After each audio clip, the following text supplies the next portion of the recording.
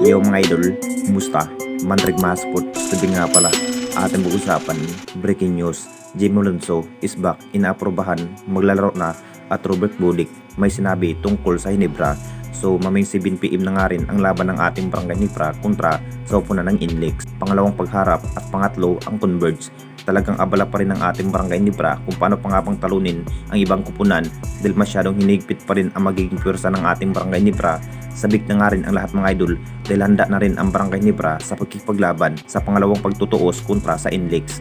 Talagang hard practice pa rin ang mas kinakailangan ng ating Jinkings ang maging nasa isip pa rin ni Alfredo Chua mga idol na makakabalik ang nasabing high flying forward na si Jamie Alonso sa kampo ng ating Barangay Hinebra.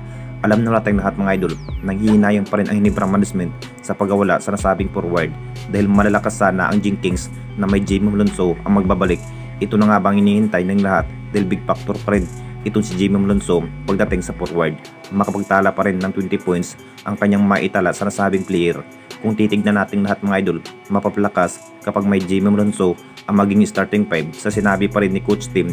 Talagang inaaprubahan ng araw itong si Jamie Alonso na magbabalik sa upunan ng Barangay Hinebra ngayong paparating kontra sa Index. Kulang-kulang pa rin ang nagiging player ng ating Barangay Hinebra final desisyon na magbabalik sa nasabing forward na si Jamie Alonso. Nasa Hinebra pa rin ang nagiging right sa nasabing forward. Nasa practice na nga rin ang nasabing forward mga idol. Magugulat pa rin ang lahat kung gano'n na nga ba kasulid kapag may Jamie Alonso ang magbabalik sa upunan ng Barangay Hinebra. Nabibigyan na rin sa nasabing player na magandang history ang Jinkings kung saan mas kinakailangan pa rin ang isang mahalin tulad ni Jamie Alonso mga idol para may chance pa rin na makuha muli ang panibagong history sa ating Jinkings na may Jamie Alonso. At dito na naman tayo sa isa pa nating balita.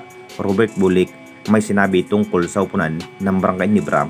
Alam na natin lahat mga idol, excited na nga rin ang lahat kung paano pa nga bang tatalunin ang Inlex mga idol, kung kaya pa nga bang tatapatan ang naglalaking import, particular kay Justin Brownlee mga idol. Kahit may 6'6" lamang ang nagiging height sa ating best import na si Justin Brownlee, pero gagawin pa rin ni Justin Brownlee ang lahat mga idol. Kahit anong mangyari, isa pa rin ang Barangay Hinebra sa pinaghandaan ang Inlex. Lamang na lamang ang Inlex mga idol sa tangkad. Talagang pagsisikapan pa rin at matinding plano ang mas kinakailangan para pataubin nga ang Inlex. May sinabi na nga rin ang star player ng Inlex na si Robert Bulik mga idol. Talagang ang kahinaan pa rin ni Justin Brownlee tatapatan sa ilalim dahil may import rin ang Inlex na may 7-footer. Kung titignan natin lahat mga idol, mas matitihado talaga ang Barangay Hinebra dito sa Bended area.